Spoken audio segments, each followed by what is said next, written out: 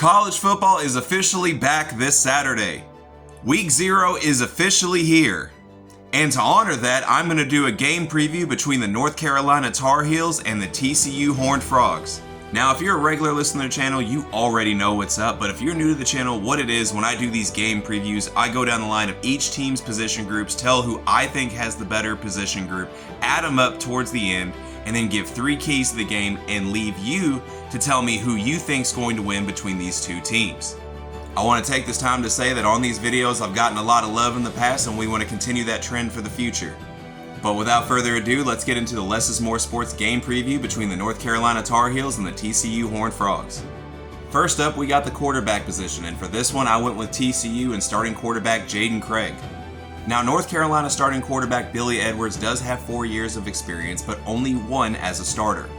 Although Jaden Craig played last season at Harvard and far from the Power 4, he did have a 23-3 touchdown to interception ratio, so that is why I went with him for the quarterback advantage. For the running backs, I went with North Carolina. They have more returning production, led of course by star running back Demon June. And I just want to say, if your name is Demon, you probably should be pretty good. So that's why I went with North Carolina for the running back room. For the wide receiver room, I went with TCU, and again, it comes down to more returning production. Jordan Dreyer was one of the better receivers in the Big 12 last year, and I expect him to continue that trend in 2026. Now for the tight end room, I went with North Carolina on this one. Both TCU and North Carolina's tight end rooms are a bit unproven, but North Carolina's at the end of the day I think has a higher upside, so that's why I went with them. Now offensive line, I went with a tie here because I think both are unproven, both have a lot of question marks, so I couldn't really decide on which one was better. For the defensive line, I went with North Carolina. Again, I think they have more returning production. Of course, they have an all-conference defensive end in Melkart Abdul-Jadeh. Guy had 10.5 sacks last year. That's nothing to shake a stick at. So that is why I went with North Carolina. For the linebacker room, I went with TCU. Again, I think they have a higher ceiling, and of course, Max Carroll is a preseason All-Big 12 member. So that is why I went with TCU in the linebacker room. Now for the secondary, it's hard to argue against TCU in any conversation when it comes to the secondary because that's something they've been known for in the Sonny Dykes era, but especially when they have a safety like Jamel Johnson. So that is why I went with TCU for the secondary as well. But if you thought we were stopping at the players, let's officially dive into the coaching staff. Now for head coach, I think this might be a little bit controversial because Sonny Dykes is more proven at the college level. But at the end of the day, we're still talking about a 6-time Super Bowl champion head coach Bill Belichick. So for the head coach, I went with the North Carolina Tar Heels on this one. For the offensive coordinator, North Carolina made a splash this offseason and brought in one of the best offensive minds in college football history in Bobby Petrino.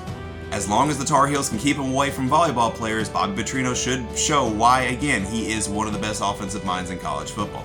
So that's why I went with North Carolina for the offensive coordinator. Now the defensive coordinator, this might be a little bit unfair because North Carolina's defensive coordinator currently is on a leave of absence right now. We won't get into that. But yet, nonetheless, Andy Avalos is a very good defensive coordinator. Former Boise State head coach Andy Avalos, that is. And of course, if you listen to the channel, you know it's not a Less is More Sports podcast without shouting out Boise State somehow, some way. But overall, Andy Avalos is the more proven defensive coordinator, so that's why I went with TCU for this one. Now let's count them up and get into some keys to the game. If you're keeping track at home, this is as close as it gets. Both teams have 5 points apiece with 1 tie. Now let's officially get in some keys to the game for the North Carolina Tar Heels.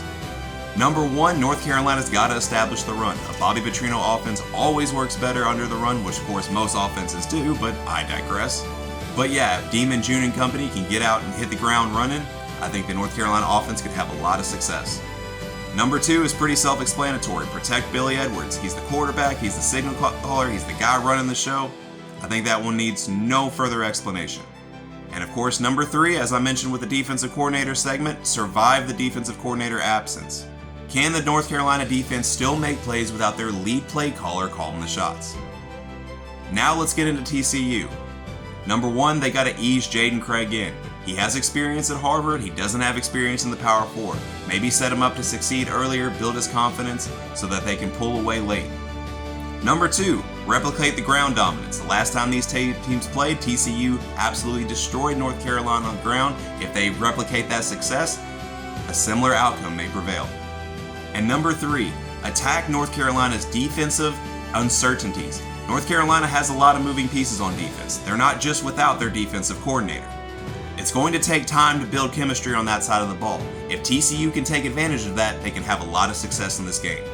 That officially wraps up another Less is More Sports game preview. As always, like and subscribe to Less is More Sports, but more importantly, let me know in the comments who you think is going to win in this Week 0 matchup between North Carolina and TCU.